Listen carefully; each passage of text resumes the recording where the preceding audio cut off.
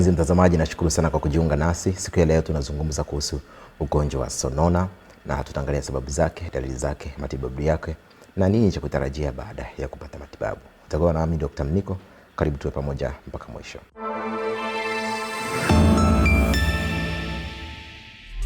Sonona ni hali ya kuhisi huzuni na kukosa furaha.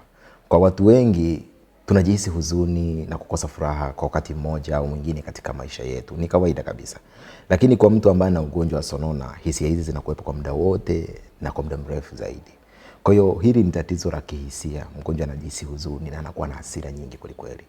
Mfadhaiko wa aina hii unavuruga kabisa mfumo wa maisha ya kila siku ya yule mgonjwa anayekuwa na tatizo hili. Unapokuwa na ugonjwa wa sonona, unakuwa na hali ya msononeko au hasira wakati wote. Unapoteza hamu ya kufanya shughuli au mambo ambayo ulikuwa unayafurahia hapo zamani. Hupati hata usingizi au unakuta unalala sana.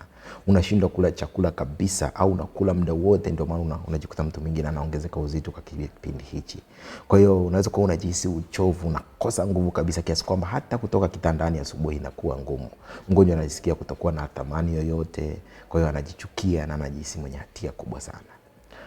Unakuta pia hapendi kufanya jambo lolote na anaepuka kufanya shughuli za kawaida. Anajihisi kukata tamaa na wakati mwingine anajihisi kama hakuna mtu wa kumsaidia.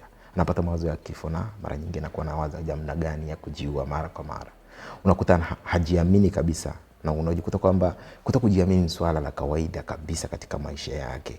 Anaweza pia kuwa na hasira na ambazo zinakuja ghafla na anakosa kabisa raha hata anapofanya mambo ambayo yanapaswa kumfurahisha. Hata lile tendo la kujamiana lile linakuwa halimfurahishi tena.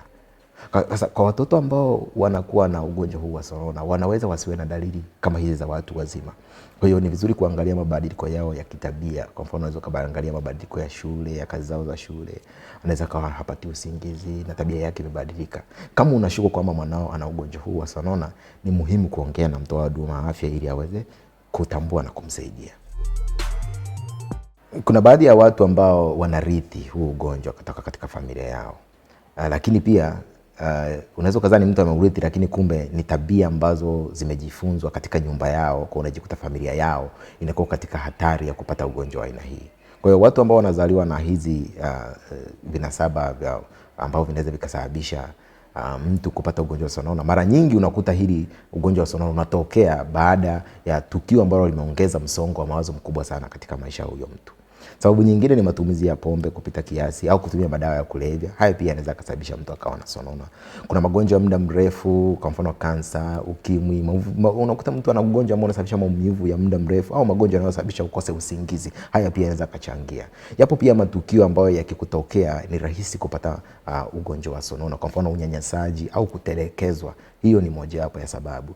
Kuvunjika kwa mahusiano ya kimapenzi, kifo cha mke, cha mtoto, jamaa au rafiki ambaye ni kipenzi sana, talaka ya mzazi au talaka yako mwenyewe umeachika, hiyo inaweza kuchangia. Kufeli mitihani au kurudia darasa kwa watoto wadogo, unakuta amefeli mitihani, inaweza kuchangia. Kuugua kwa mwanafamilia ambao unampenda sana, kupoteza kazi yako au hata kutengwa na jamii.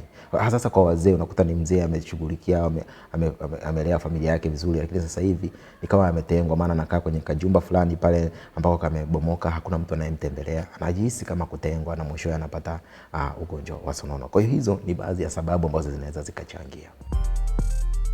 Sasa ni vizuri ukatafuta msaada wa daktari unapokuwa na ugonjwa huu wa sonona kama unahisi au ukiwa na mawazo ya kujiua. Kwa hiyo mwambie mtu ambaye yuko karibu yako au nenda katika kituo cha afya kilicho karibu yako na utapata msaada. Ni vizuri kumuona daktari kama unasikia sauti ambazo hazipo au watu wengine ambao unasikia watu wanaongea lakini watu wengine hawawasikii. Unasikia sauti ya watu wengine hawawasikii, mwambie daktari.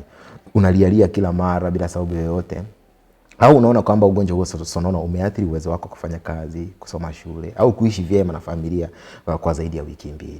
Kama unadhani moja ya dawa unazozitumia zinasababisha hizi dalili, ni vizuri kumuona daktari. Tafadhali usije ukabadili au kaacha dawa kwa sababu unadhani kwamba zinasababisha dalili za sonona. Kwa zungumza na daktari kwanza. Lakini pia unaweza ukamuona daktari kama unafikiri unapaswa kupunguza pombe, kwa sababu pombe inaweza kuwa ngumu kidogo kuacha. Kwa hiyo ni vizuri kaomba msaada. Kwa hiyo mwanafamilia au rafiki akikuomba upunguze unywaji wa pombe, pia unaweza kuonana na daktari. Au kama unahisi hatia kuhusu kiasi cha pombe ambacho unakunywa. Ukinywa pombe unahisi mbona unakunywa pombe nyingi sana, huu ni wakati mzuri wa kwenda kuonana na daktari ili aweze kukusaidia. Ukifika kwa daktari ataongea na wewe kuhusu historia yako ya kiafya na familia yako. Atakufanyia pia uchunguzi wa mwili na kuagiza vipimo kadha kama itahitajika. Daktari pia atagundua ukali wa ugonjwa wako, kwa sababu ugonjwa wako wa sonona unaweza kuwa una dalili za kadri, za wastani au kali sana, na kisha atakuelekeza mpango wa matibabu, kwa sababu kila aina kama ni kali sana unaweza kuhitaji matibabu tofauti na yule mtu ambaye ana dalili za kadri. Kwa hiyo nenda kapate utambuzi wa daktari. Watu wengi wanaoishi na ugonjwa wa sonona wanasema ugonjwa wa sonona ni zimwi unalopambana nalo kila siku unapoamka mpaka utakapoenda kulala. Ni zito na unahitajika kupata msaada ili kulibeba. Matibabu ya sonona yanategemea dalili ulizonazo. Kama dalili ni za kadri, daktari anaweza kukupatia ushauri na kukufunza namna ya kujitunza mwenyewe ukiwa nyumbani. Lakini tutayazungumza haya mambo muda mfupi ujayo, haya utakayofanya ili kujitunza. Lakini kwa watu ambao wana sonona ya wastani na ambao ni kali sana, wanapatiwa dawa za kudhibiti sonona, na tiba maongezi pia inaweza ikatumika. Unaenda talk therapy, unaongea na mwana saikolojia ambaye anakusaidia kutambua chanzo cha ugonjwa wako na ikiwezekana kulidhibiti au kuliondoa. Daktari anaweza pia kuamua kukupeleka kwa daktari bingwa wa magonjwa ya akili kama sonona yako ni kali sana au ni wastani, au kama matibabu ambayo anakupatia hayasaidii, kwa anakupeleka kwa daktari bingwa ili akusaidie. Pamoja na hayo, yapo mambo ambayo unaweza kufanya wewe mwenyewe ili kudhibiti sonona. Kuna baadhi ya mabadiliko kwenye mfumo wa maisha unayoweza kufanya ili kukusaidia unapopata dalili hizi za sonona. Mabadiliko haya yatasupport ile tiba ambayo utakuwa umepewa na daktari. Unapokuwa na dalili za sonona, hata shughuli ya ndogo tu ambayo unatakiwa kuifanya inaonekana ngumu kweli. Kwa hiyo jaribu kuweka lengo dogo unaloweza kulikamilisha kwa siku. Kama vile unaweza kuweka lengo la kutembea kuzunguka mtaa wako au kula chakula kizuri unapoamka asubuhi. Kwa hiyo unaweza kufanya hivyo pia kama una shughuli nyingi sana au matatizo mengi ambayo unashindwa kuyakamilisha au kushughulikia kwa wakati huo. Kwa hiyo jaribu kushughulikia tatizo moja baada ya jingine. Hata kama inawezekana ivunje hiyo shughuli ambayo unaiona kwamba ni ndogo, pia ivunje katika vipande vidogo zaidi ili uweze kushughulikia kidogo. Hiyo itakusaidia kukamilisha jambo hilo bila kuonekana zito sana. Kama mara kwa mara unapata mawazo ya kujidhuru au kujihisi kujiua au unajihisi huzuni sana, jaribu kutafuta kitu ambacho utakifanya kwa kipindi hicho. Kuwa busy kidogo, unaweza kusikiliza radio, kuangalia TV, vitu ambavyo havihitaji wewe kufikiri sana au kuwa makini sana. Kwa hiyo vitu kama hivyo unaweza kutafuta. Lakini pia jaribu kuepuka mambo ambayo yatakuongezea msongo. Kama ikiwezekana, ahirisha au mpatie mtu mwingine kazi ya kufanya hayo mambo ambayo ni magumu kipindi hicho wewe ukifanya ile mambo ambayo unayaweza kwa kipindi hicho.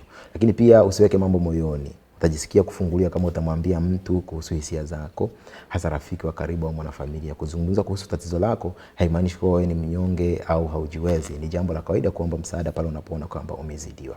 Jaribu kula hata kama haujisikii. Chagua vyakula ambavyo unavifurahia, lakini kumbuka kuchanganya mboga, matunda, mkate, wali na viazi. Kula kidogo kama haujisikii kula mlo mkubwa sana.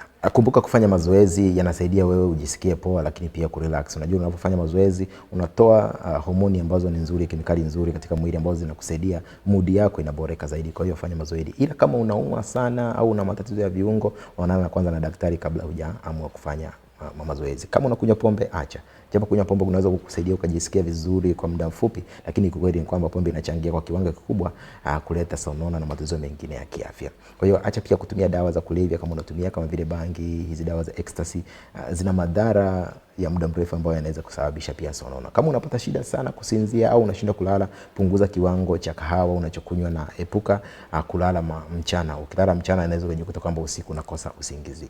Kama unaweza, jaribu kutambua nini sababu ya sonona yako.